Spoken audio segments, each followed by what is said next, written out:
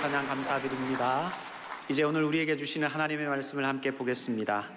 신약성경 사도행전 2장 17절 말씀입니다. 제가 가진 성경으로는 신약성경 188면에 있습니다.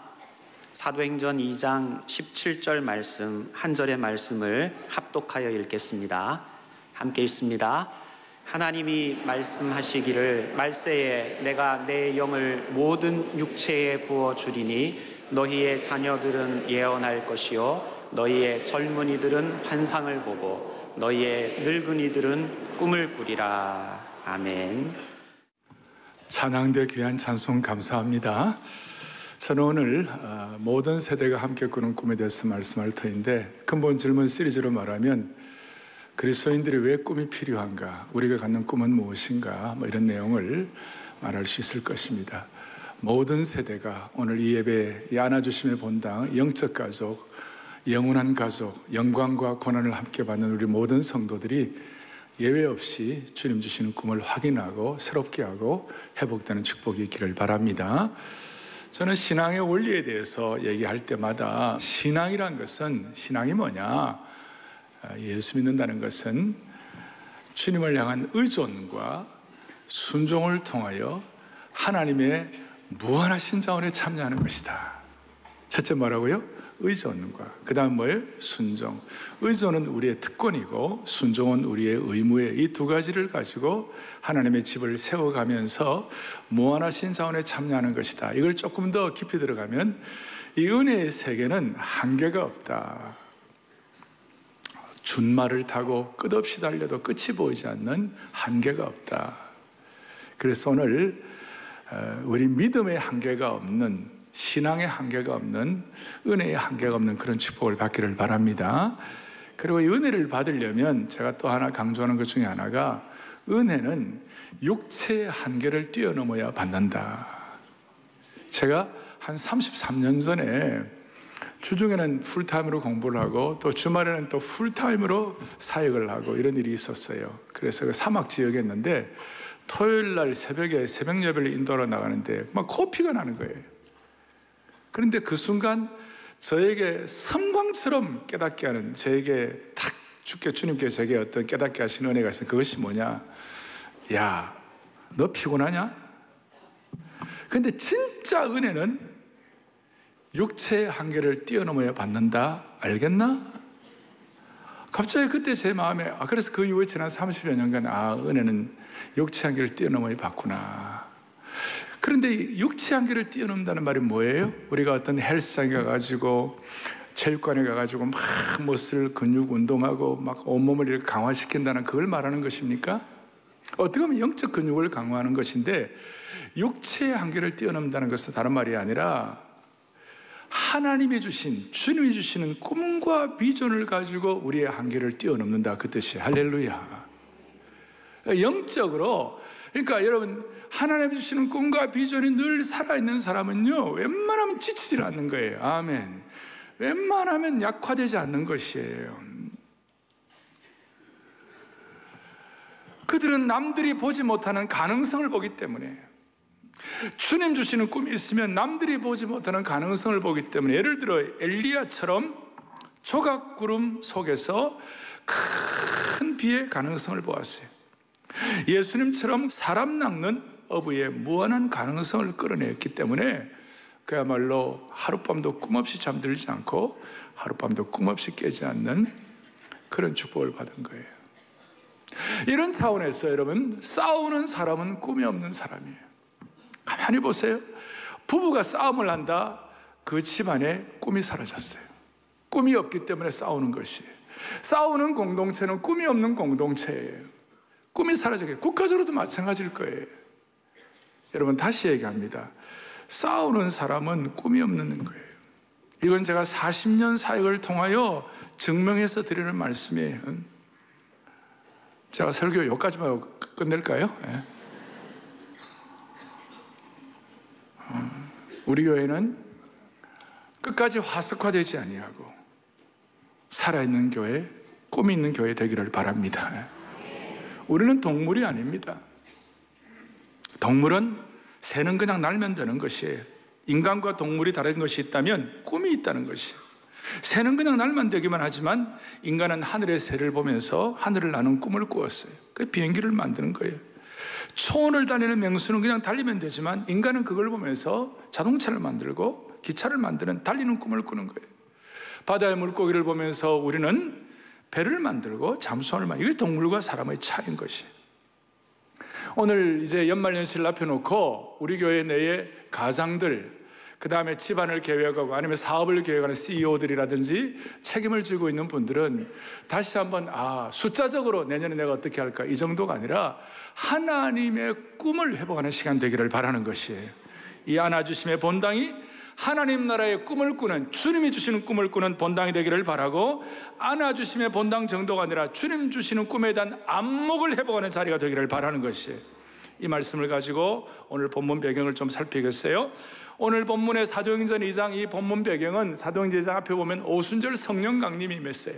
성령이 역사하자마자 제일 먼저 된 일이 뭐냐, 베드로 사도가 옛날에 성령이 역사하지 않았을 때는 소극적이고 예수님 부인하고 도망가고 뭐 이런 식이었는데, 성령이 역사하자마자 베드로가 제일 먼저 한 일이 뭐냐, 구약의 성경 가운데서도 가장 강력한 꿈이 있던 내용 중에 하나, 요엘서의 말씀을 가지고 사도행전 2장 첫 설교를, 베드로가 첫 설교를 사람들 앞에 하는 것이에요. 그 요엘서 2장에 있는 내용의 핵심이 뭐냐, 이걸 오늘 사도행전 2장 17절에 나와 있는데, 뒤에 보니까 이렇게 나와 있어요. 너희 자녀들은 예언할 것이요, 너희의 젊은이들은 뭐예요? 환상을 보고, 너희 늙은이들은 꿈을 꾸리라.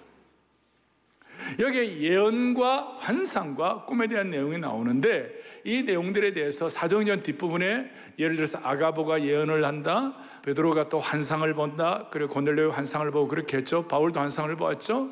또 바울이 두려워할 때 주님이 꿈에 나타나셔가지고 말씀하셨죠. 그런 게 다 나와 있지만 그 여자적으로 문자적으로 하나하나 해석하기보다도 크게 보면, 자녀들이 예언을 하고 젊은이들이 환상을 보고 늙은이들이 꿈을 꾼다는 이 내용을 좀 집중해가지고 총량으로 한마디로 얘기를 한다면, 이것은 자녀들이나 그 다음에는 젊은이들이나 늙은이들이나 할 것 없이 모든 세대를 초월하여 하나님이 주시는 꿈과 비전을 갖는다, 그 뜻이에요.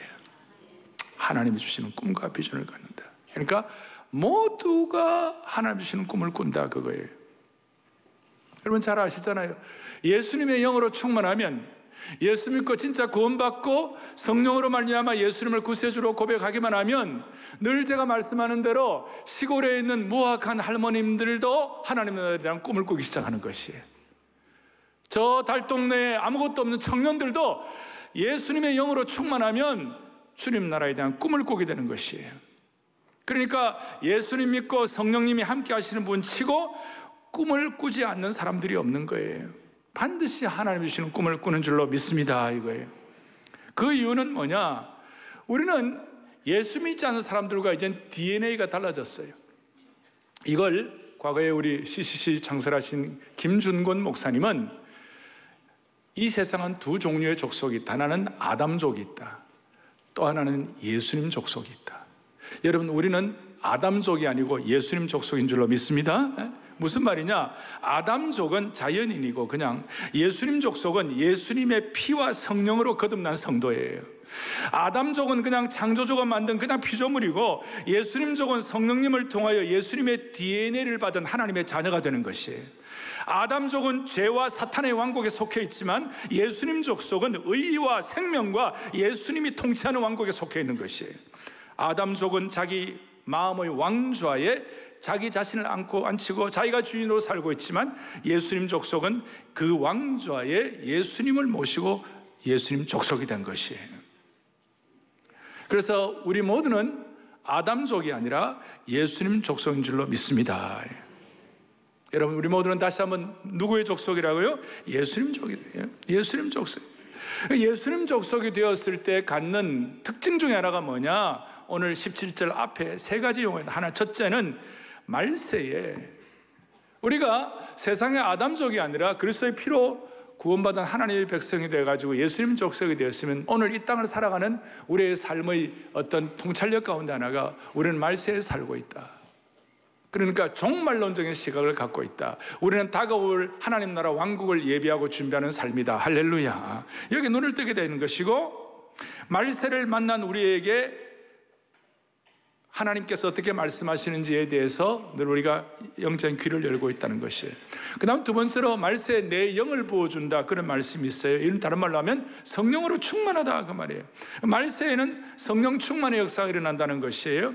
오순절에 임한 성령의 강림이 말세의 모든 성도들에게 충만하게 임했다. 앞에 4절에 보니까, 2장 4절에 보니까 그들이 다 성령의 충만함을 받았다. 그래서 에베소서 3장 19절에 말세에 사는 성도들, 예수님 족속의 특징은 뭐냐?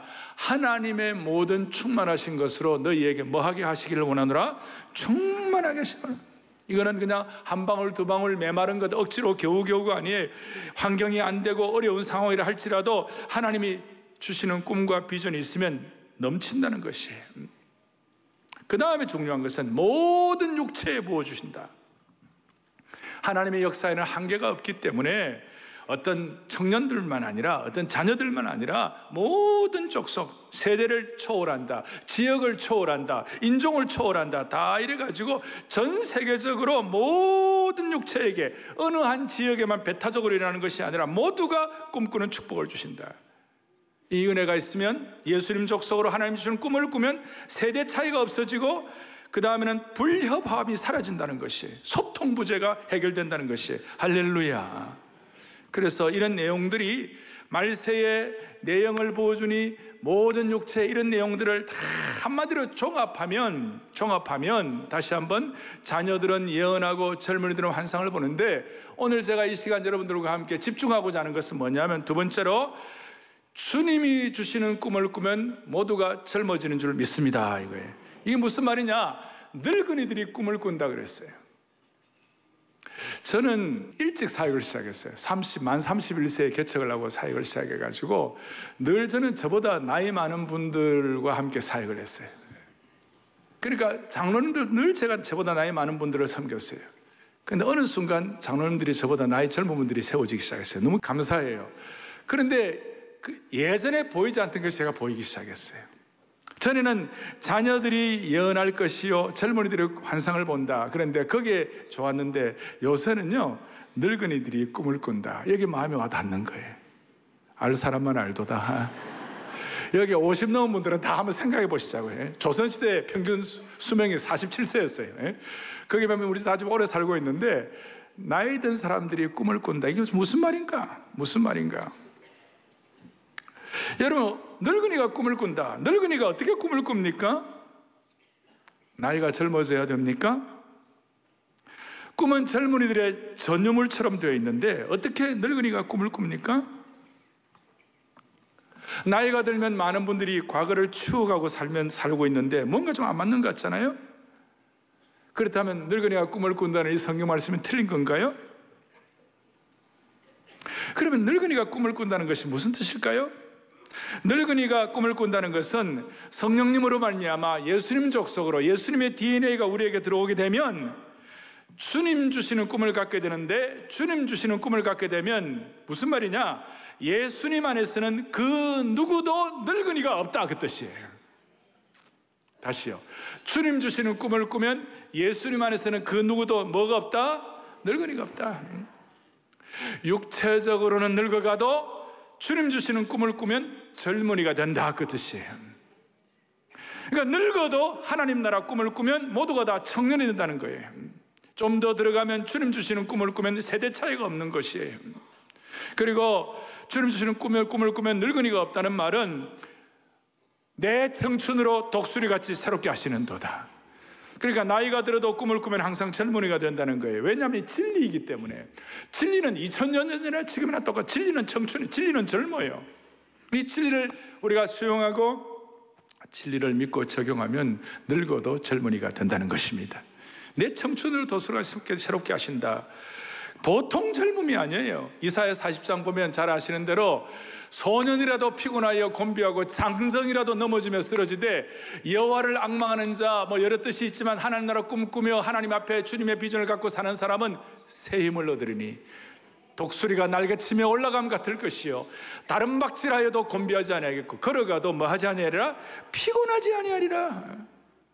그러니까 하나님이 주시는 꿈, 주님 주시는 꿈을 꾸면 그 앞에 새로운 세계가 펼쳐지기 때문에 날마다 젊어지고 날마다 새 힘을 갖고 날마다 독수리처럼 날아가며 그 인생이 청춘이 되는 줄 믿습니다. 이거예요. 제가 전에 우리가 사역을 할 때 제가 사역의 어떤 그 중반기에 81세쯤 되시는 우리 권사님이, 할머니 권사님이 계셨어요. 그때 제가 아마 한 40살 될 때였나요? 나하고 40살 이상 차이 났는데 이 할머니 권사님 처음 보면 방긋방긋 웃으면서 키도 크지 않으셨는데요. 정 권사님이라고. 그러면서 목사님 요즘 저희 기도의 제목이 뭔지 아세요? 뭔데요? 81세 할머니가 목사님 저희 기도의 제목은요 18세 소녀의 영을 주시옵소서. 자, 이런 말씀을 제가 한 번쯤 드린 적이 있는데요 들었다고 아는 거 아니에요. 18세 소녀의 영을 주옵소서. 그래서 이 정권사님은 헌금을 해도요 그냥 하지 아니하고 항상 감사헌금을 할 때 주님께 편지를 써요.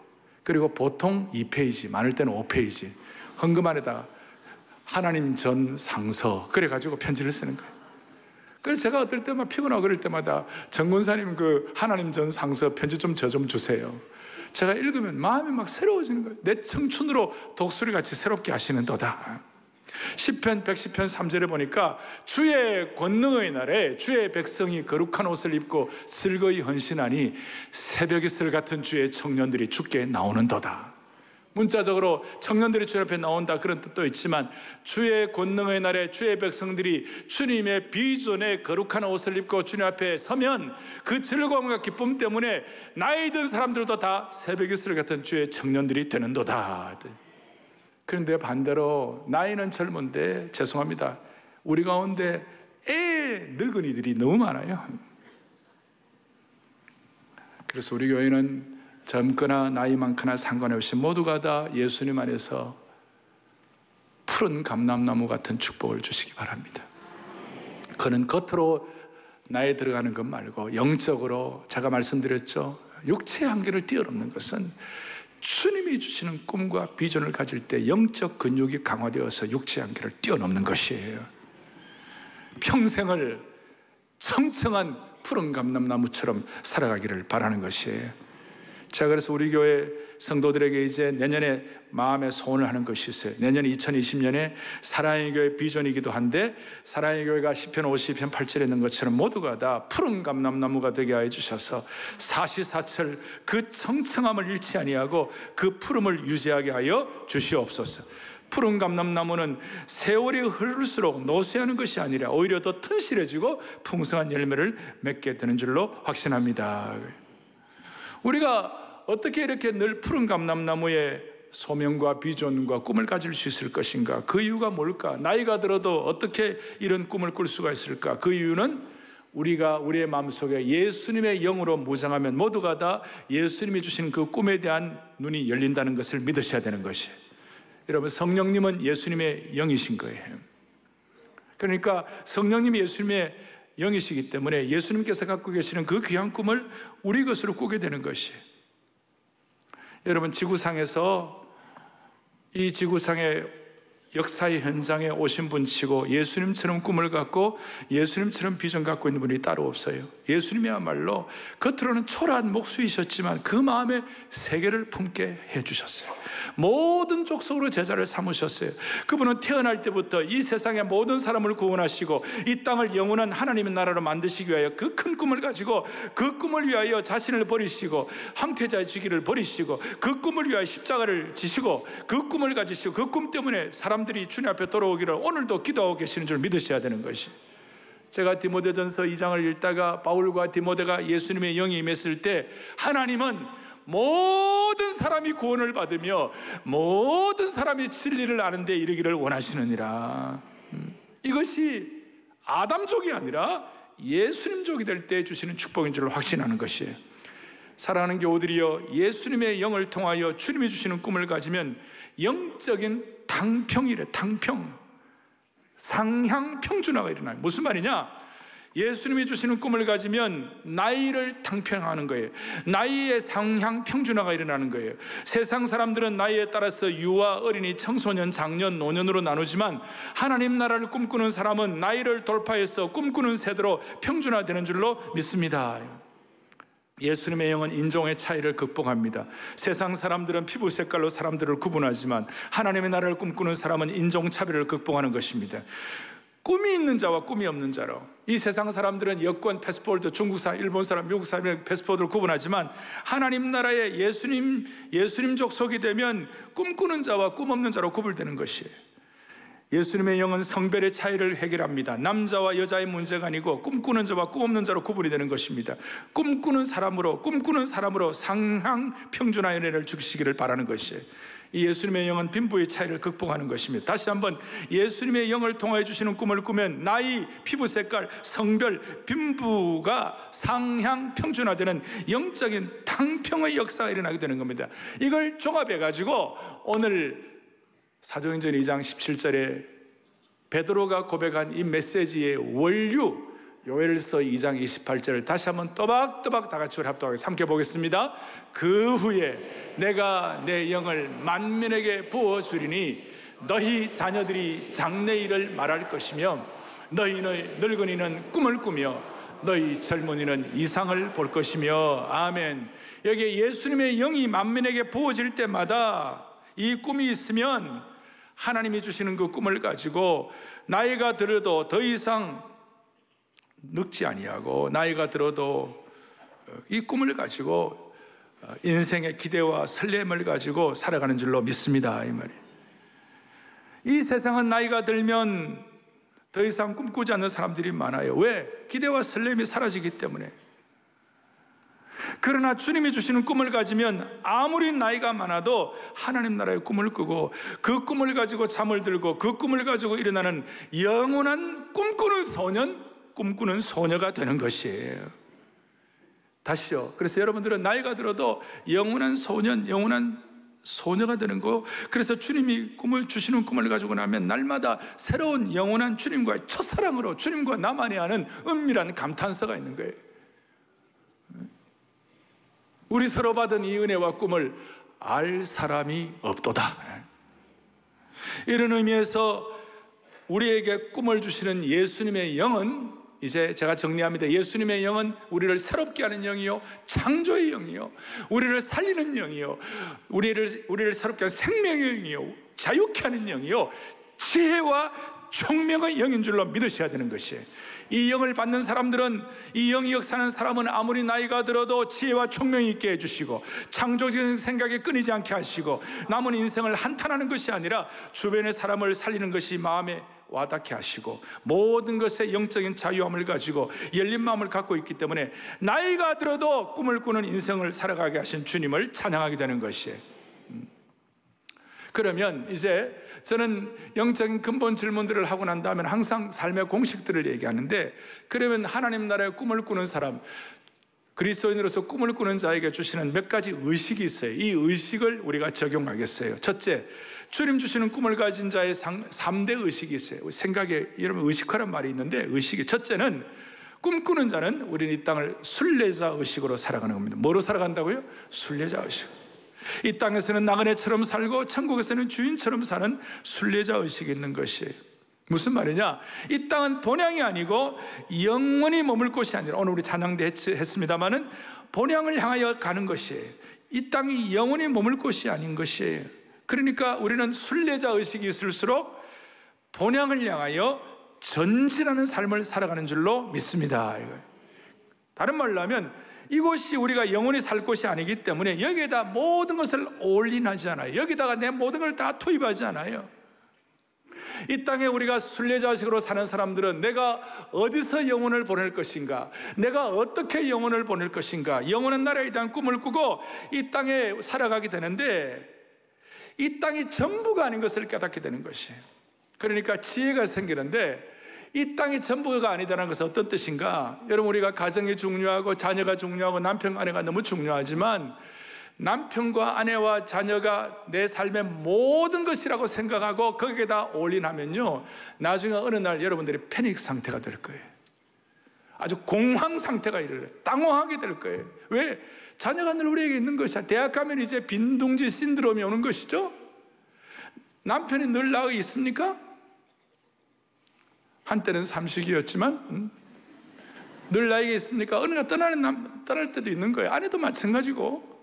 그런데 만약에 자녀와 남편과 아내가 가족이 내 인생의 전부다라고 생각하면 어느 날 여러분들 진짜 답답하게 되는 것이, 진짜 답답하게 되는 것이. 우리에게 주신 은사와 재능을 따라서 내가 직장 생활을 하고 하지만 직장이 내 인생이 전부다라고 생각할 때에 어느 날 직업이 여러분의 삶의 전부였다가 그 직업이 없어지게 되면, 그 직업을 그만두는 날이 되면 가슴 칠 날이 오는 것이에요. 이것이 순례자의식을 갖고 사는 사람들이 갖는 통찰력이에요. 한 가지 더 얘기할게요. 요새 아파트에 이렇게 반려견이 많아졌는지 몰라요. 우리 아파트도 우리 라인에 보면요, 반려견들이 많아져가지고 막 뽀뽀하고 막. 제가 그 긍정적인 효과도 제가 인식해요. 외롭기 때문에 그럴 수 있다, 내가 생각을 하지만, 여러분 반려견에다가 올인하면 몇 년을 살겠어요? 15년 이상 살겠어요? 아니, 제가 사람이 그런 게 아니라 반려견이 15년 이상 못 산다 이 말이에요. 나중에 답답한 일이 벌어져요. 심지어 이웃을 위한 봉사도 훌륭하지만 거기다가 전부를 걸면 어느 날 우리가 이웃을 위한 봉사 못하는 날이 와요. 그러니까 이 땅에서 우리가 순례자의식으로 살지 않으면 내가 이 땅에서 제일 의존하는 것들, 예컨대 가족들, 내 직업, 사회 기여도, 반려견, 이런 것들을 다 관계가 떠나게 될 때 그 공허함은 말로 다 못하는 것이. 그래서 우리는 이 땅에서 하나님 나라 꿈을 가지고 순례자의식으로 사는 축복이 있기를 바랍니다. 오늘날 우리 교우들 가운데 어떤 사람들은 또 순례자가 아니라 관광객으로서 이 땅을 살아가는 사람들이 많아요. 관광객으로. 그거는 우리가 이 땅에 속한 자가 아니라는 말을 잘못 이해했어요. 이 땅에 속한 자가 아니라는 말, 순례자라는 말은 이 땅에서 관광객처럼 사는 걸 의미하잖아요. 아침이 되니까 복모음이 안 나와요. 관광객. 관광객처럼 살지 아니하고. 제가 남쪽에서 태어났으니 어떻게 합니까? 관광객으로 살지 아니하고, 누구보다도 치열하고, 누구보다도 열심으로, 누구보다도 진지하게 순례자식을 갖고 살면 종말론적인 의식을 가지고 저 본향을 향하여 우리가 준비하고 살아야 되겠다. 누구보다도 치열하게, 누구보다 열심. 그래서 김열심, 최열심, 오열심의 꿈을 가지고 진지하게 살도록 만들어 주시는 줄로 확신합니다. 두 번째, 우리 공식으로는 우리는 사명자 의식으로 살게 되는 것이, 비전의 사람은 사명의 사람이고 소명의 사람이에요. 이 꿈꾸는 자들은 먼저 소명받아요. 하나님 부르심 받는 거예요. 그걸 콜링이다, 소명이라고 그러죠. 그리고 소명받은 사람은 어떤 환경에서도 굴하지 않는 사명자가 되는 거예요. 현실이 아무리 절망적이라고 해도 절대 절망하지 않아요. 우리 예수님은 이 땅에 계시는 동안 절망이라는 표현을 한 번도 성경에 쓰지 않으셨어요. 물론 탄식하시고 우실 때도 있으셨지만 주님은 결코 절망하지 않으셨어요.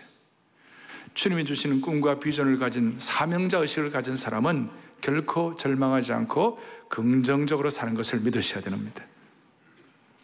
사명자 의식이 있는 사람은 하나님의 영광에 눈이 열려 있기 때문에, 비전에 눈이 열려 있기 때문에 보는 눈이 달라요. 믿음의 눈으로 멀리 보는 눈을 장착하고 있어요. 현실의 고통과 현실의 비극과 모순의 지평선을 넘어서 멀리 보는 눈이 있다는 것이. 현실을 보세요. 지금 국가적으로 우리 국가적인 상황에 대해서 기도 많이 해야 할 상황이에요. 저라고 왜 고민이 없겠어요? 그러나 저는 한 가지, 주님이 주시는 꿈과 사명과 믿음이 있는 것이에요. 하나님 나라 꿈을 주시면 역사의 지평선 너머를 보는 눈이 있는 것이에요. 과거에 우리는 나라를 생각하고 기도할 때마다 복음, 민족, 역사 이런 말에 대한 화두, 이런 단어를 우리가 이해가 됐어요. 요즘은 이런 단어들을 잘 쓰질 않아요. 오늘 예수님 족속이 되고 복음과 성령으로 비전으로 무장하면, 이 주님 주시는 꿈과 비전을 갖고 있으면, 주님이 주시는 꿈이 있는 사람은 절망할 환경, 모습을 느끼는 사회, 고통하지 않을 수 없는 현실 가운데서도 결코 절망하지 않아요. 왜냐하면 우리가 이미 해답을 알고 있기 때문에 그런 줄 믿습니다. 그 해답은 예수 그리스도가 모든 인간의 부조리의 해답인 줄 아셔야 되는 것이. 바울은 이걸 알고 내가 내게 사는 것은 그리스도니 죽는 것도 유익하다고 그랬어요. 이 꿈을 꾸는 사람, 이 사명이 있으면요, 아무것도 없는 사막에서도, 그 물도 제대로 없는 사막에서도 이스라엘 같은 경우는 키부츠를 만들고 하나님에 대한 눈을 갖고 있으니까 아마 그 유럽 전체에서 제일 당도가 뛰어난 아름다운 과일들을 만들어내는 축복을 주시는 것이에요. 그러니까 이런 사명자 의식이 있는 사람은 웬만한 어려움 갖고도 아웅다웅하지 아니하고 큰 눈이 있기 때문에 절대로 절망하지 않은 거, 어떤 상황에서도 디디고 일어나는 줄로 믿습니다. 이거예요. 첫 번째는 순례자 의식, 두 번째로는 사명자 의식, 세 번째는 개척자 의식이 있는 것이. 주님이 주시는 꿈과 비전이 있는 사람은 철저하게 개척자 의식을 가진 사람이에요. 내일을 위해 투자하는 사람이 개척자예요. 꿈과 비전이 없는 곳에서 무슨 개척자가 나오겠어요? 비전 있는 곳에 개척자가 나오는 것이에요. 개척자 중에 개척자가 예수 그리스도예요. 황무지가 장미꽃을 피는 같은 은혜를 받는 것이에요. 주님 주시는 꿈을 가진 사람들은 모두가 다 세계 비전을 가지고 개척자 의식을 가졌어요. 진젠도로프 백작이 그랬고, 더스틴 트로트맨이 그랬고, 빌 브라이트 박사가 그랬고, 한국에서 대표적인 개척자가 가나안 농군학교예요. 그래서 가나안 농군학교는 군대 가면 여러분들 충성하고 격려를 하는데, 가나안 농군학교는 격려할 때마다 개척하면서 격려하는 거예요. 개척자 의식이에요. 한국교회는 지금 무엇보다도 개척자 의식을 다시 회복해야 합니다. 개척자 의식은 내가 부족하다고 해서 하나님이 부족한 것이 아님을 믿는 것이 개척자 의식이에요. 내 그릇이 작다고 해서 하나님의 그릇이 작지 않은 것을 깨닫는 것이에요. 주님 주시는 꿈을 갖는 사람만이 개척자 의식으로 살 수 있는 줄로 믿습니다. 꿈이 있었던 다윗은 골리앗과 적들이 우글거리는 최전방에 개척자 정신으로 과감하게 뛰어들었어요. 군대 소집 영장도 받지 않았지만 뛰어들었어요. 그에게 개척자 정신이 있었기 때문에 그래요. 근데 형들은 근처에서 어슬렁어슬렁 거리기만 했어요. 예수님 당시에 가장 강력한 개척자 정신을 가진 사람이 바로 세례 요한이었습니다. 세례 요한은 이사야에 나오는 말씀을 외쳤어요. 꿈꿀 수 없는 상황에서 이사야에 대한 말씀을 가지고 와가지고 세례 요한이 누가복음 3장 4절 5절에 뭐라고 개척자 정신을 선포하느냐, 다 같이 보죠. 선지자 이사야의 책에 쓴 바 광야에서 외치는 자의 소리가 있어 이르되 너희는 주의 길을 준비하라, 그의 오실 길을 곧게 하라. 모든 골짜기가 메워지고 모든 산과 작은 산이 낮아지고 굽은 것이 곧아지고 험한 길이 평탄하게 될 것이요. 아멘. 무슨 말입니까? 개척자는 장애물이 있을 때 돌아가는 법이 없어요. 골짜기를 메우는 것이에요. 굽은 길을 곧게 하는 것이에요. 평탄하게 만드는 것이고 뒤에 있는 사람들이 걸어올 수 있도록 길을 만드는 사람이 개척자인 것이에요. 개척의식 있는 사람은 기존 질서에 갇히지 않고 새로운 질서를 만들어냅니다. 따라서 세례 요한은 새 하늘과 새 땅을 준비하는 길을 외치라고 광야에서 외치는 자의 소리가 된 것입니다. 베드로도 예수님의 영이 충만하지 않았을 때는 변화산상에서 예수님께서 변화하신 모습으로 나타나가지고 너무 화려하고 영광스럽고 좋으니까 거기에다 텐트 치고 장막 치고 살자고 그랬어요. 그거는 꿈이 없는 베드로의 어떤 판단이었어요. 그렇지만 베드로가 나중에 예수님의 영으로 충만하고 성령으로 충만하게 꿈을 갖게 되니까 내가 보고 들은 것을 말하지 아니할 수 없다. 심지어 이방인 고넬료에 가서도 함께 복음을 나누는 그런 개척 정신을 갖게 된 것입니다. 할렐루야. 정리하면 순례자 의식은 눈에 관한 것이에요. 눈의 초점은 앞을 향해 있습니다. 눈의 초점이 뒤에 향해 있는 것이 아니에요. 땅을 내려다보는 동물들과 다른 것입니다. 앞을 향하여 눈을 갖는 순례자식을 우리에게 새롭게 회복시켜 주시기를 바랍니다. 사명자의식은 귀에 관한 것입니다. 세상 소음이 아니라 주님의 음성에 예민한 것입니다. 세상의 것으로 막혀있던 귀를 사명으로 청소해야 되는 것입니다. 귀를 하나님께 주파수를 맞춰야 하고, 우리 주에는 우리 귀를 방해하는 주파수가 너무 많아요. 우리의 귀를 사명으로 청소하기를 소망합니다. 개척자의식은 발에 관한 것입니다. 발입니다. 발로 뛰는 것입니다. 발로 뚜벅뚜벅 걷는 것입니다. 눈으로 보고 귀를 열어서 듣고 발을 우리의 눈이 인도하는 방향으로 움직여 나가는 주님 주시는 꿈의 사람이 되기를 원하는 것입니다. 결론을 내리겠습니다. 오늘 중요한 것은 이 연말과 연시에 또 우리 가운데 많은 분들이 내년도 사업계획을 갖는 모든 분들은 처음 말씀한 대로 숫자를 가지고 뭘 계획 세우는 것이 아니라 거기에 주님 주시는 꿈이 있는가 없는가를 다시 한번 보시기 바라요.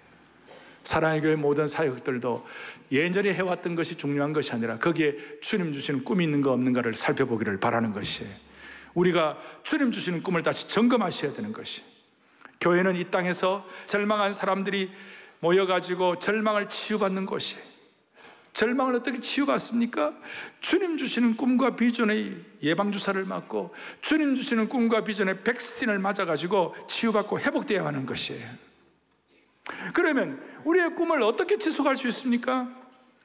우리의 꿈의 수도관이 노후되었다든지, 우리의 꿈의 수도꼭지가 물이 샌다든지, 배수관에 물이 셀 때에 주인이 가만히 있을 수 없죠?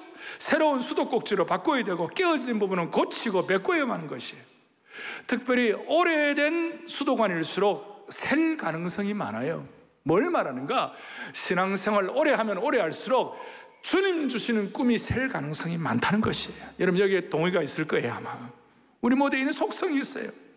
신앙생활 오래된 사람일수록 꿈에 관한 한 리킹, 비전 리킹, 누수가 있을 수가 있는 것이에요. 나이가 들수록 누수가 심할 수가 있어요. 여기에 대해서 꿈에 보수가 일어났으면 좋겠어요.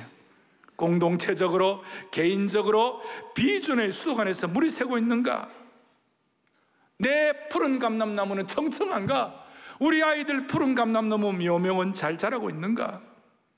우리와 함께 주님이 주시는 비전이 리킹되지 아니하고 누수되지 아니하고 노후되는 것들을 다시 한번 교체하는 축복을 주시기를 바라는 것이에요. 수도관을 바꿔야 됩니다. 새는 것들은 우리가 고쳐야 되는 것입니다. 그래서 비전의 누수 현상을 극복해야 할 줄로 믿습니다. 사랑하는 교우들이여, 제가 늘 주님 앞에서 기도하는 것, 특별한 사람과 보통 사람의 차이가 어떻게 결정되는 거예요?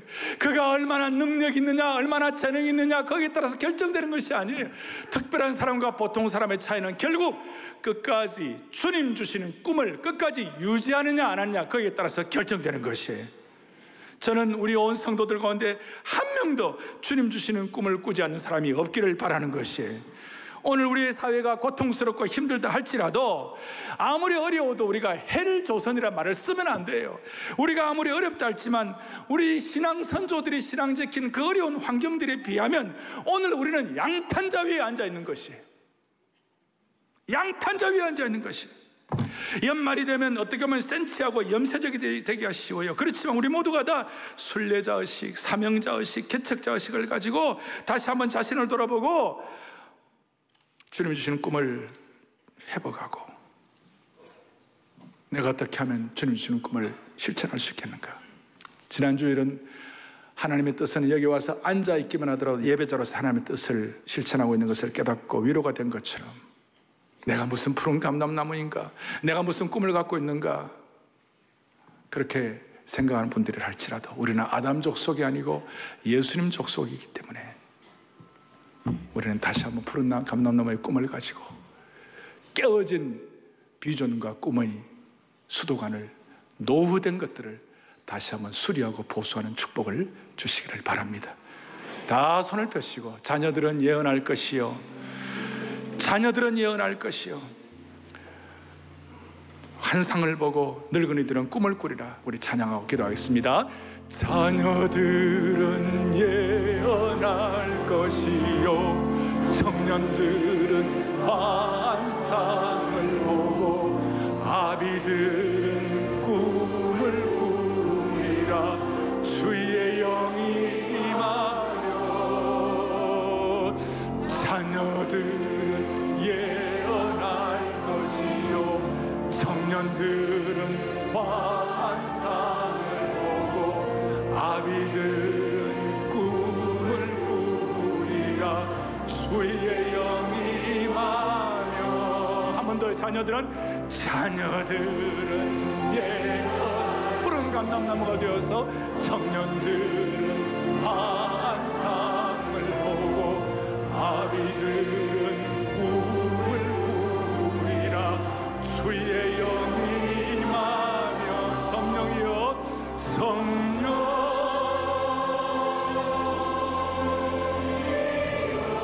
임하소서.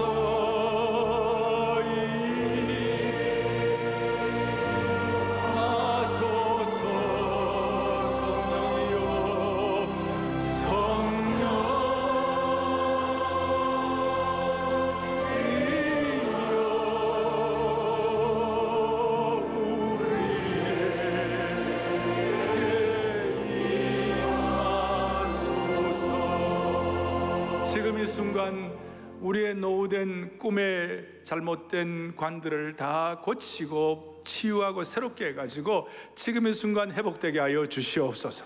내 청춘으로 독수리같이 새롭게 하신 은혜 현장이 되기를 소망합니다. 성령이여 임하소서. 한번 더 합니다. 성령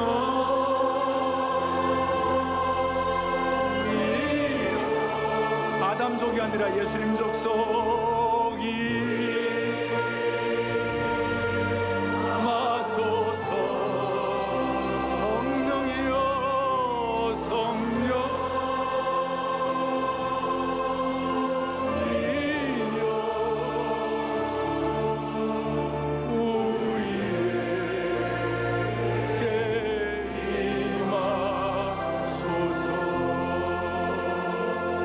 가슴에 손을 얹겠습니다. 자비로우신 하나님 아버지, 주의 영이 우리 가운데 임자해 주신 줄로 믿습니다. 오늘 이 말씀을 통해 다시 한번 우리 한 분 한 분이 주님의 음성을 듣고 하나님 나라의 꿈을 회복하게 하여 주시기를 원합니다. 예수님의 영으로 충만하게 하여 주셔서 모든 갈등과 모든 세대와 모든 인종을 초월하여 늙은이도 꿈을 주님 주신 꿈으로 평생 영적인 젊음을 유지하게 하여 주시기를 소망합니다.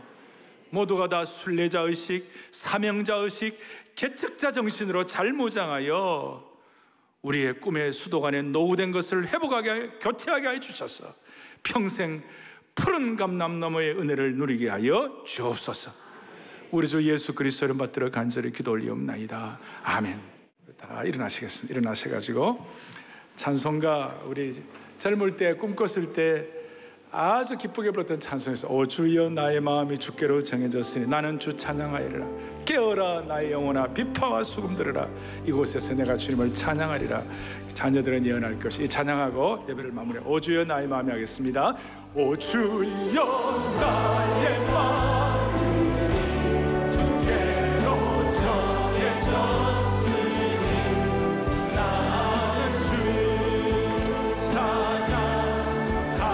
깨어라 나의 영혼아 깨어라 나의 누가 믿어들어 비파와 수금 들어라. 이곳에서 내가 찬양하리라.